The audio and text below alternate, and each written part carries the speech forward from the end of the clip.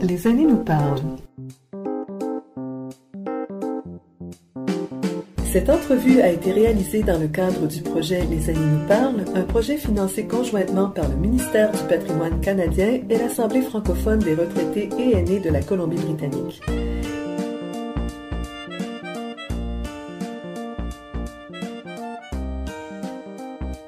De Kelowna, je m'entretiens aujourd'hui avec Marie-Jeanne McClellan, qui habite ici depuis 1994 et qui est originaire de Metz, en Lorraine, en France, et qui va nous parler un petit peu de sa vie ici au Canada et puis de ses origines en France. Alors, bonjour, Marie-Jeanne.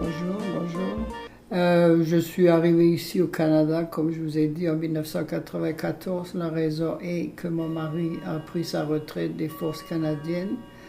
Nous étions stationnés en Allemagne, à l'Arles, dans la Forêt-Noire, très belle région.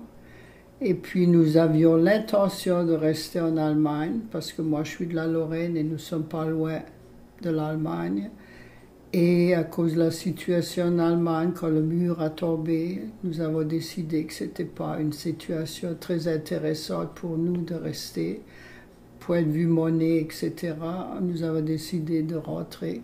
Et comme mon garçon à l'époque habitait à Nelson et que nous avions été en vacances plusieurs fois, et nous avons visité Kelowna et nous avons décidé de choisir cette place. Et nous sommes atterris ici en mai 1994, comme je vous ai dit. Un peu désappointé parce que j'avais l'impression qu'il y avait un peu plus de personnes, vu que le Canada est supposé être bilingue, qui parlaient français. Nous n'avons jamais été dans l'Ouest.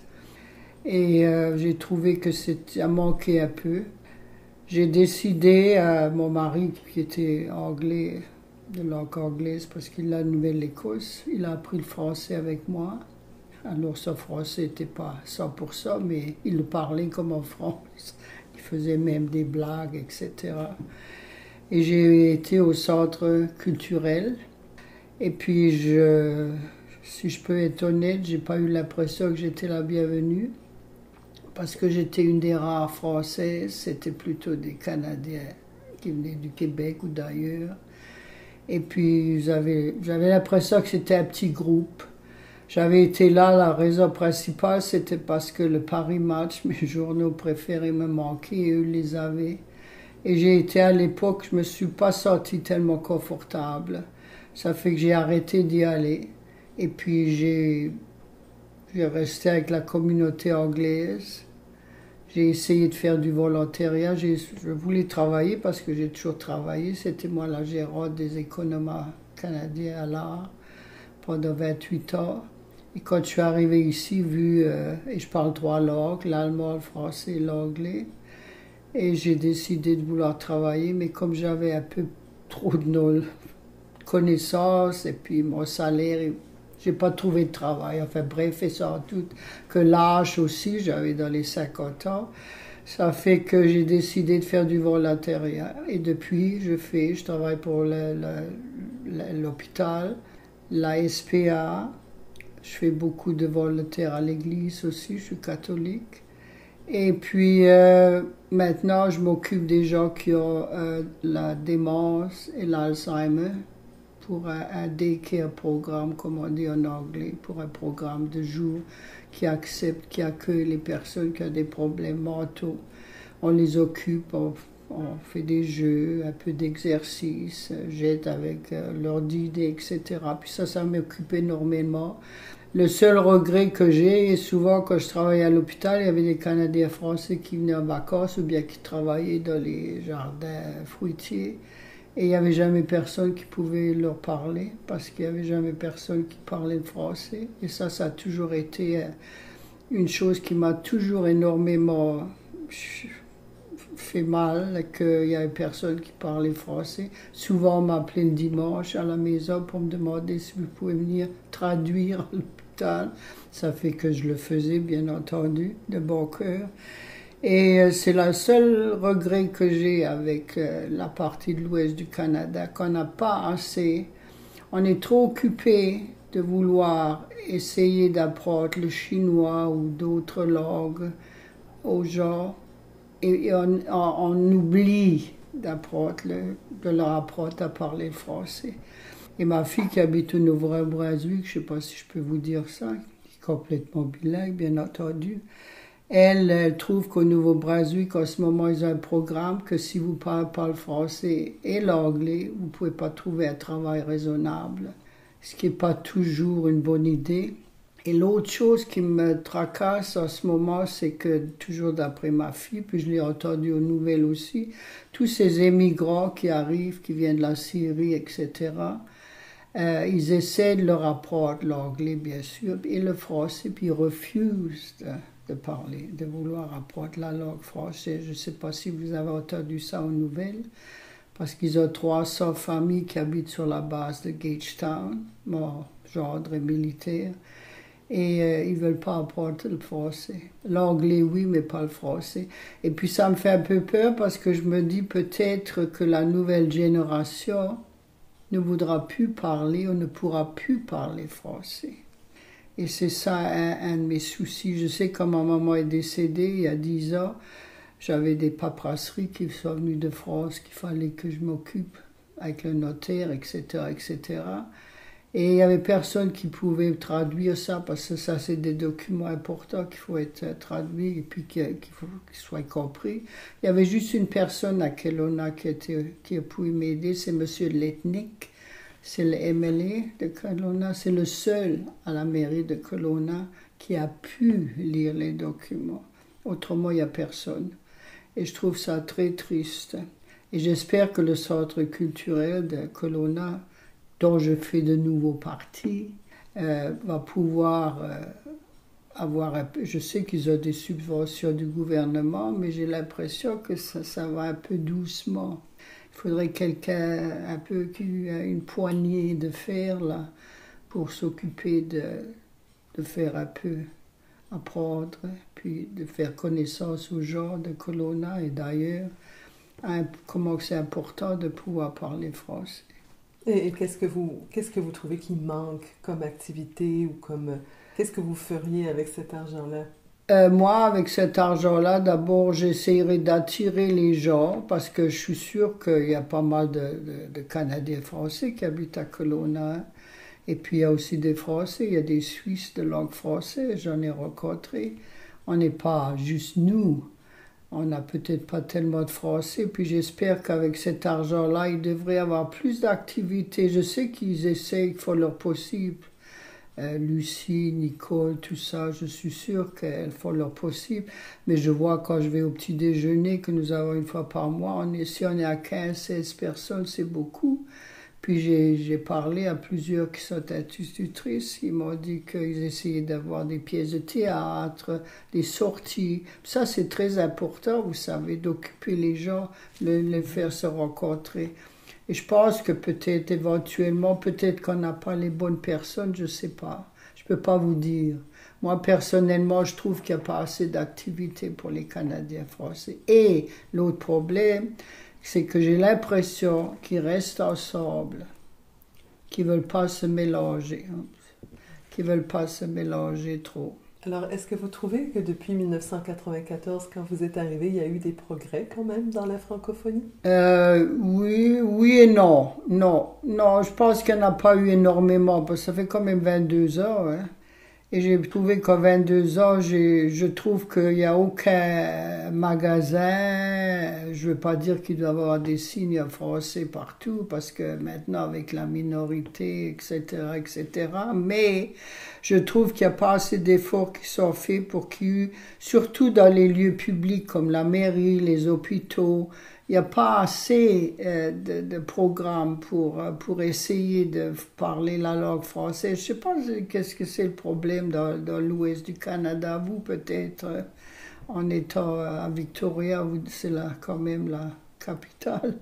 En fait, moi, j'en entends l'inverse parce que ce que je vois depuis 30 ans, c'est qu'il y a 30 ans, il n'y avait même pas d'école en français. Ah maintenant, oui, on a vrai, un conseil scolaire à travers la province. Sans doute. On peut aller en cours maintenant en français. Oui. Il y a énormément de droits qu'on a gagnés quand même dans les 30 dernières années.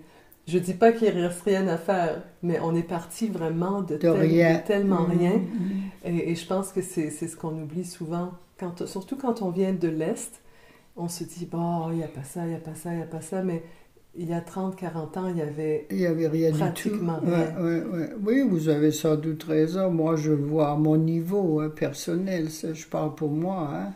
Je ne peux pas parler pour les autres, mais les quelques Canadiennes françaises que je connais, ils pensent un peu comme moi qu'il n'y a pas assez d'efforts qui sont faits. Peut-être ici, peut-être vous habitant une ville, Vancouver, tout ça, il y a peut-être plus. Puis vous avez tous les magasins, les Français qui ont ouvert des pâtisseries. Enfin, on n'a pas grand-chose non plus à ce niveau-là. Non. Ça s'est fait plus justement au niveau des écoles. Et ça a été le grand pas. Oui. Pour que les enfants au moins puissent parler le français, mais... C'est pour ça que je trouve que le Nouveau-Brunswick, je sais que tout le monde n'est pas content parce que si vous ne parlez pas les deux langues, vous n'avez pas un travail raisonnable. Mais je trouve que ça, c'était quand même un grand effort comparé à nous dans l'ouest du Canada, que nous, on peut-être fait pas assez d'efforts. Je sais qu'il y a plusieurs écoles ici que les institutrices, ils apprennent le français ou l'élève, mais il n'y a peut-être pas assez d'élèves qui participent à ces programmes, je ne sais pas. Comme je n'ai pas d'enfants à l'école, je ne peux pas personnellement vous en parler, mais j'ai l'impression qu'il devrait plus avoir d'efforts. Moi, personnellement, c'est mon idée personnelle. Et est-ce que vous avez des amis ici francophones que vous voyez régulièrement ou... J'en ai deux. Que je vois régulièrement. Une, elle parle quasiment pas l'anglais, ce qui me fait de la peine parce qu'elle a quand même est plus vieille que moi. Et puis je lui dis toujours, Thérèse, il faut faire un peu d'effort. Il faut être les deux côtés de la barrière, pas juste d'un côté, hein, et pas être négatif dans la vie. Plus de langues vous parlez, mieux vous pouvez avancer dans la vie, surtout quand vous êtes jeune. Hein. Moi, je trouve que c'est un avantage. Et votre fils qui est à Nelson, est-ce qu'il vit sa vie principalement en anglais ou il parle encore français? Il a vu en anglais, mais là, il a été au Québec en vacances et puis il m'a téléphoné, il me dit, tu serais tellement content de savoir que j'ai parlé français tout le temps. C'est comme si ça lui était resté derrière et puis revenu. Enfin, il parle français, mais moins bien que ma fille. Ma fille est complètement bilingue, trilingue, elle parle aussi l'allemand. Et puis, elle n'a aucun problème. Surtout. Et ils avaient quel âge, vos enfants, quand vous êtes arrivés au Canada? Ma fille, elle a maintenant 59 ans. Donc, vous mettez 22 de moins. Mon fils a 55. Ça fait 22 de moins. Mais ils avaient habité en Allemagne aussi, puisque leur père était stationné en Allemagne. Alors, c'est là qu'ils ont appris l'allemand. Et ils sont venus au Canada avec vous tous en même temps? Ou? Ma fille est venue après parce qu'elle est partie avant nous parce qu'elle avait marié un soldat, un militaire, et elle est partie avant nous. Et elle était stationnée à Nouveau-Brunswick et c'est là qu'ils sont restés. Mon garçon est à Nelson, il travaille pour le médical, il s'occupe des jeunes qui ont des problèmes avec l'alcool et la drogue. Ça fait que c'est un counselor, comme on dit en anglais. Ça fait qu'il a un bon travail. On n'a pas peur de parler dans la famille. Je veux dire, on n'est pas timide. Mm-hmm. Et parlez-moi un petit peu, je suis curieuse, ça n'a pas rapport avec la francophonie, mais ça m'intéresse quand même un peu de la vie après la chute du mur de Berlin, parce que je n'ai pas rencontré beaucoup de gens qui vivaient en Allemagne à cette époque-là. Ça a été un choc parce que, comme je vous ai dit, mon mari et moi, on avait l'intention de rester là, vu que les Allemands, malgré que la guerre est finie, on a souffert énormément dans ma jeunesse de la guerre.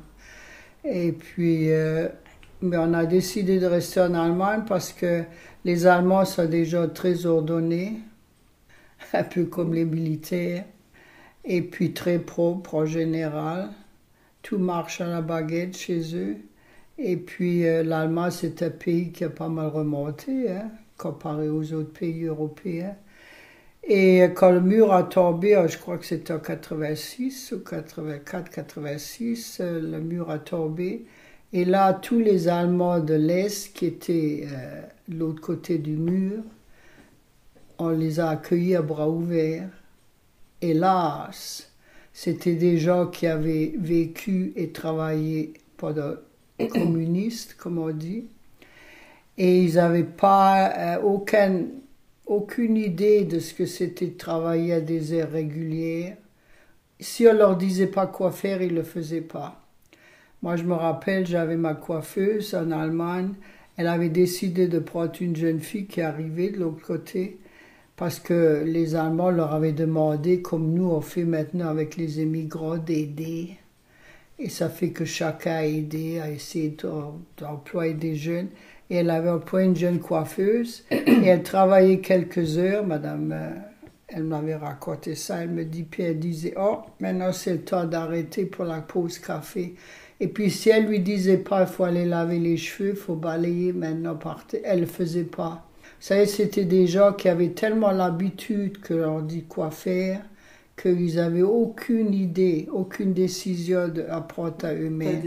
Ils ont fait vraiment le bordel, comme on dit, quand ils sont arrivés en Allemagne. Les autres Allemands qui avaient tellement de l'ordre ordonné, c'était un choc culturel, vraiment un choc culturel. Et puis, même les Canadiens, quand on a fermé la base, ils leur avaient donné des logements, vous savez, des militaires. Ils ont cassé les murs, vous savez, ils n'avaient pas l'habitude d'avoir des chambres séparées. Ils avaient toute une grande pièce où ils vivaient dedans. Ça, c'était vraiment pas... C'est presque incroyable. Mais nous, on a vécu ça puisqu'on était là-bas. Ça fait que mon mari et moi, on a décidé que quand là-bas ça fermait, qu'on n'avait pas l'intention de rester. Les choses ont changé depuis, mais au début, c'était vraiment, vraiment terrible. Je peux vous assurer que c'était terrible. J'ai juste cette date qui me revient. C'est pas en 1991, la chute du mur? Ah oui, 91, oui. Parce que plus j'y pense... Oui, non, 91, oui, moi j'ai dit 86, oui, 91. Ça fait que nous avons décidé de revenir parce qu'on a trouvé que la situation était insoutenable, ça avait tellement changé. Et puis, maintenant, ça s'est arrangé avec les années, mais je pense qu'il y a quand même des cicatrices qui sont restées. Ça et puis il y en a beaucoup qui disaient qu'ils étaient allemands. Oui, mais il y en avait qui étaient russes, vous savez, c'était tous des communistes, mais ils ont pris l'occasion, quand le mur a tombé, de partir, comme maintenant les Syriens ont quitté leur pays. Hein. Ils n'avaient pas du tout les mêmes habitudes, ils étaient nés de l'autre côté du mur, et puis ils ne savaient pas. Ils avaient vécu une vie tout à fait restriction, vous savez, comme pendant la guerre un peu. Ça fait que ça a été vraiment, vraiment quelque chose à voir. Je suis contente dans un sens que j'étais là à l'époque parce que maintenant j'ai vu tout ça. J'ai vécu tout ça, pas moi personnellement, mais j'ai vu.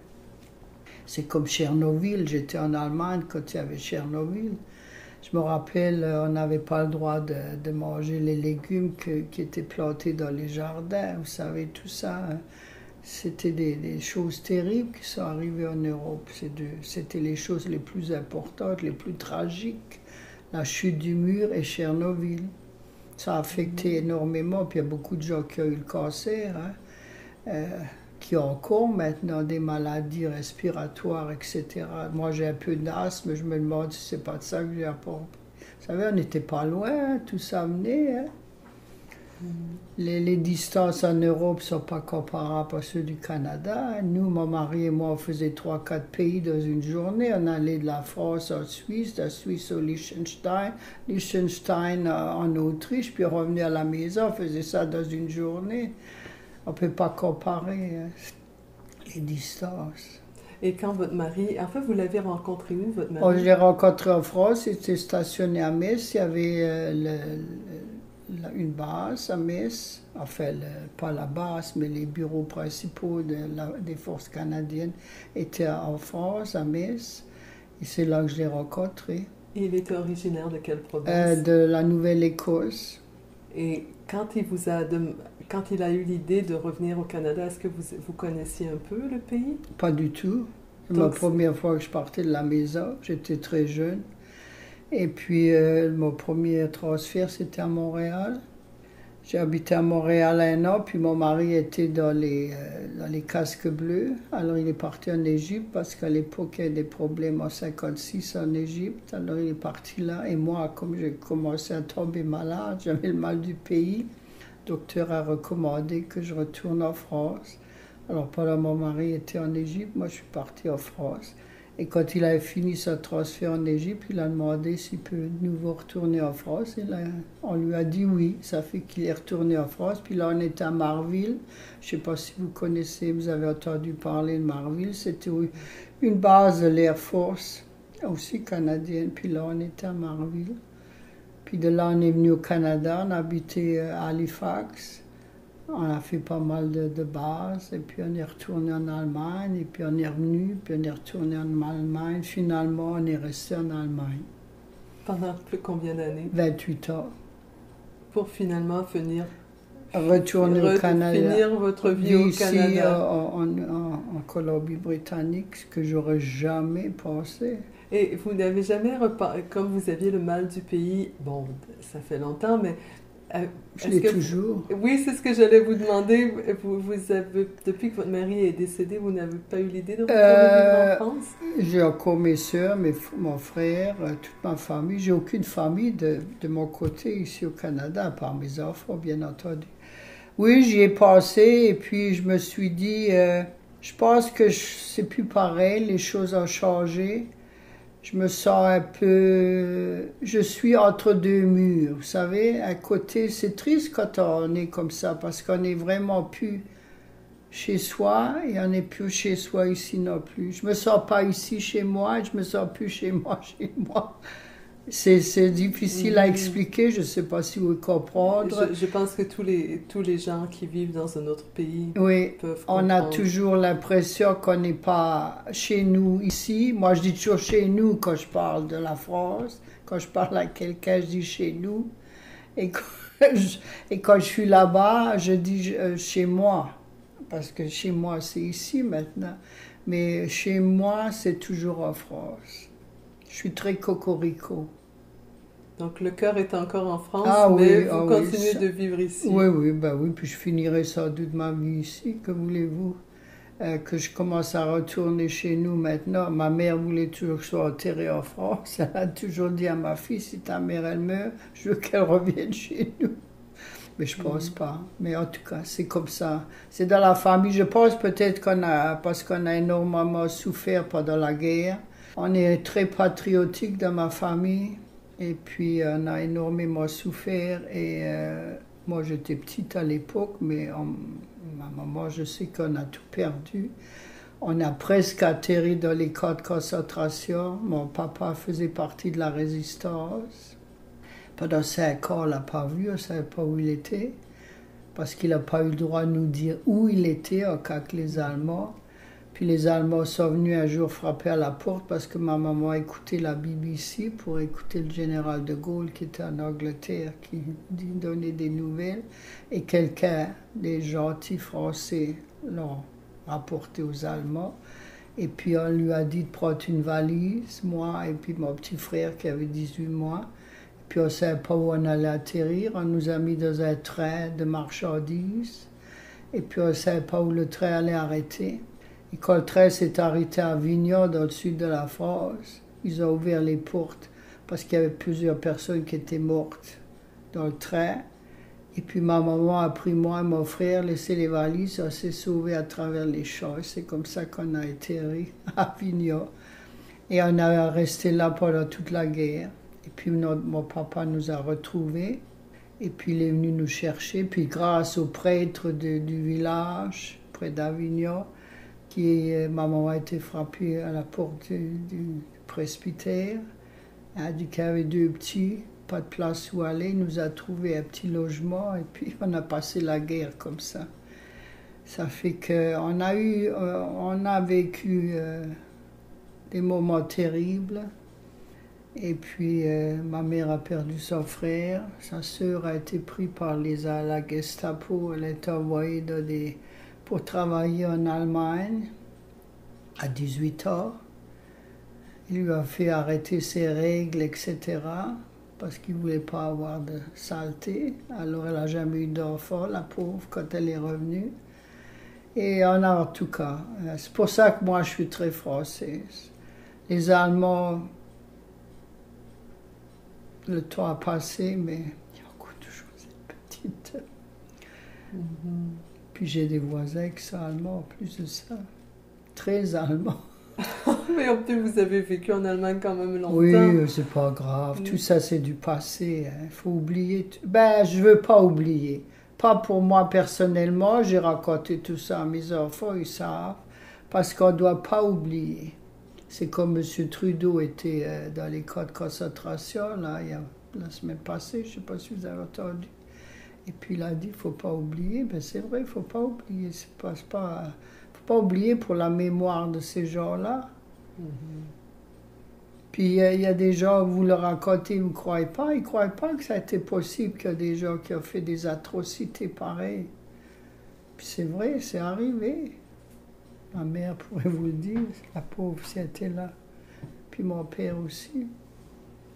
Et puis les années après la guerre, quand vous êtes retourné en Oui, Lorraine? on est retourné en Lorraine. Et puis, comme ma maman, elle avait tout perdu, parce que vous savez comment c'est, il y avait des gens qui étaient avec les Allemands, hein, des Français, c'est triste à dire.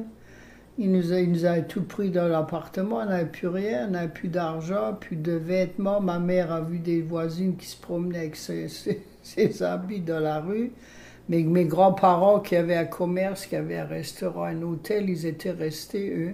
Ça fait qu'on a resté avec eux, jusque mon papa est revenu, il a trouvé du travail, puis on a recommencé à zéro. C'était dur au début, vous savez.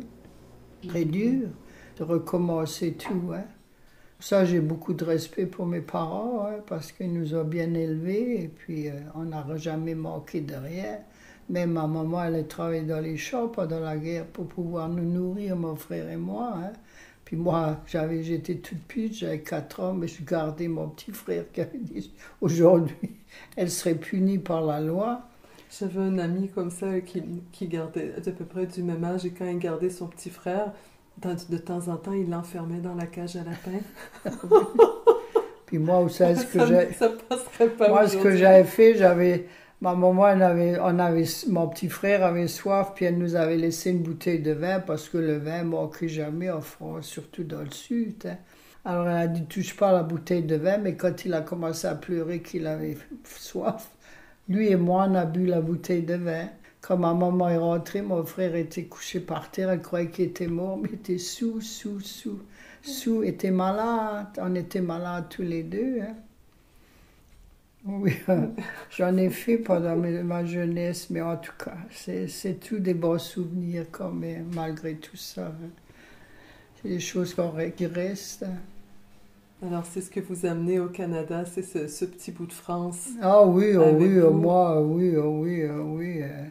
J'essaie de cuire comme chez nous, ben je cuis comme chez nous, en général. Plus tellement maintenant parce que mon mari n'est plus là, mais je quand même, et puis je prends aussi mon verre de vin, pas tous les jours maintenant. J'ai coupé ça un peu, mais on a des habitudes, le fromage, j'adore le fromage. C'est pour ça que j'ai bonne mine. Vous gardez vos bonnes petites habitudes françaises. Je garde mes petites habitudes. Quelle sorte de vous cuisinez la nourriture de la Lorraine ou de la France en général? De la France en général, oui, j'adore les escargots. Si je pouvais trouver des cuisses de grenouille, je ferais ça aussi, mais on n'en trouve pas. Mais ma maman et ma grand-mère, c'était des bonnes... Mes soeurs sont des cuisinières fantastiques, parce que vu qu'ils avaient un restaurant, ma maman, c'était des bonnes cuisinières, alors j'ai appris à la bonne école. J'ai toujours aimé cuire, puis ma fille est pareille, elle adore cuire. Elle cuit aussi un peu comme chez nous, malgré que, elle est née en France, Catherine, hein? Elle est née en France, mais elle avait quand même été petite quand on est venu au Canada, mais ça fait rien, elle a gardé tout ça, je ne sais pas si ça transmet de génération en génération. Puis mes petits-fils adorent cuire. Tout le monde adore cuire dans la famille, ça fait que c'est beau. Est-ce que vos petits-fils parlent français? Il n'y en a qu'un qui parle français, le plus vieux, les autres non. Mais ils adorent quand je leur raconte des histoires de la France, puis ils aimeraient bien y aller, hein. Bien sûr. Tout le monde aimerait aller en France, je pense. C'est un beau pays. J'ai vécu, oui, c'est vrai. Ah, vous avez vécu? Oui. Où c'est que vous avez... À Paris, à Paris. Paris, ça ne représente pas toute la France. Mais je me suis promenée un peu quand même oui. quand j'étais là. Où c'est que vous avez été? En Normandie. Ah, c'est beau la Bordeaux, Normandie. dans le Limousin. Vous avez été au Mont-Saint-Michel alors? Oui, en Bretagne. Ah, c'est beau la Bretagne, en fleurs. Dans les Alpes. Les Alpes, aussi. c'est beau, oui. Alors un petit peu. Puis le Midi, le Sud, c'est beau. Je connais beaucoup moins. Ah, vous C'est devriez aller. pour ma prochaine La étape. Provence, j'aime la Provence. Je lis Pagnol beaucoup. Ah oui, j'ai Marcel lu et relu Pagnol. Pagnol, Ouais, alors ouais, c'est mon ouais. côté, c'est mon petit bout de Provence que Ah je oui, connais. ah oui, c'est beau Marcel Pagnol, hein, puis les films qu'il a fait et tout. Non, moi aussi. Moi aussi, je trouve qu'on n'a pas assez d'occasion d'avoir de la lecture ici en français. Je ne sais pas si vous en trouvez. Ben, j'ai trouvé que votre centre culturel, il avait des beaux livres. Ben moi, j'en ai donné beaucoup. Hein. Ah oui, non, j'ai aimé la bibliothèque ici. Ben, faudrait que j'y aille de temps en temps parce que je lui ai donné pas mal de livres à Nicole. Hein. Oui, elle est petite, mais elle est intéressante. Oui, J'ai trouvé qu'il y avait des beaux oui, je livres. devrais y aller plus souvent. Là, je lis en anglais. Quand j'ai l'occasion de lire en français, bien sûr, je lis en français parce que n'y a pas de problème, heureusement, avec les deux langues. Et quand vous regardez maintenant dans votre vie, quels ont été les grands défis de votre vie? Les grands défis, je pense que le plus grand défi, c'était quand j'étais obligée de partir de mon pays et de me transplanter. C'est comme un arbre. Vous savez, j'ai pas l'impression que j'ai poussé comme il faut. J'ai toujours l'impression qu'il y a quelque chose qui me manque, vous savez, que j'ai manqué quelque chose. Et ça a été terrible, je pense. Terrible. Et je pense que j'oublierai jamais. Donc vous parlez quand vous avez quitté la France Oui, pour oui, venir au oui, Canada oui, avec votre mari? oui. Ça, c'était mon plus gros défi. Et l'autre défi, je sais pas, c'est de m'habituer à un autre mode de vie aussi, vous savez. Je suis des fois fière de moi parce que j'aurais jamais été capable de traverser tout ce que j'ai fait, tout ce que j'ai passé avec le mal du pays. Puis je me suis jamais plainte à mon mari, bien entendu. Enfin, il le savait, il n'était pas aveugle. Mais j'ai toujours eu cette mal, parce qu'il me dit toujours, si tu veux retourner à la maison, retourne, tu sais. Pour ça, il était toujours gentil, mais j'ai dit non, on est ici, les enfants sont ici, ils ont fait leur vie ici, je suis pas une enfant commencer à chialer pour chaque petite chose. Mais ça vous manque. Ah oui, ça me manque, oui, ça me manque. Ça fait rien. Et puis de notre côté, quand vous regardez votre vie aussi, de quoi maintenant vous êtes le plus fier? Ben, le plus fier, c'est ce que j'ai accompli, parce que j'aurais jamais pensé qu'un jour je serais la gérante de tous les économes militaires des Canadiens, mais pas français.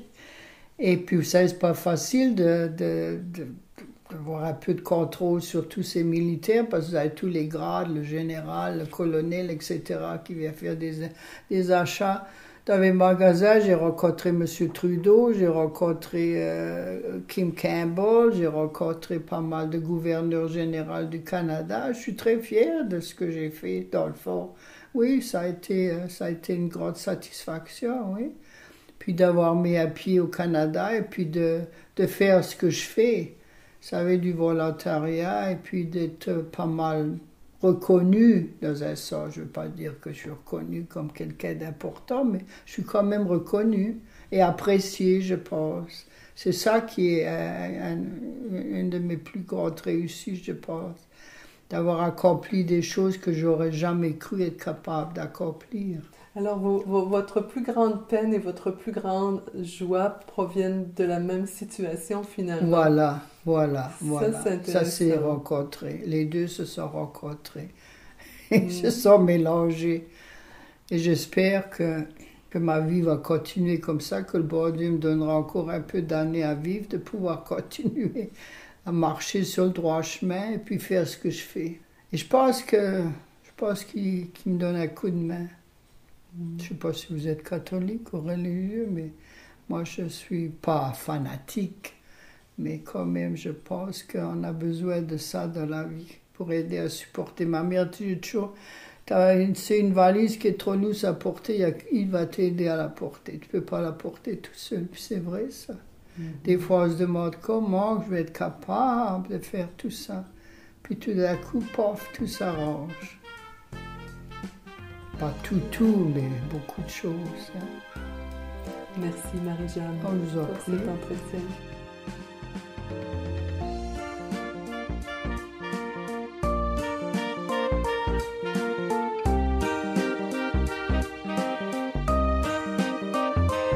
Ici Annie Poirier au microphone, à la technique Gérald Monpetit et Stéphane Lapierre à la gestion de projet. Un merci tout spécial à tous ces gens merveilleux qui m'ont accueilli chaleureusement, ainsi qu'aux associations francophones de la province pour leur appui et leur travail exceptionnel.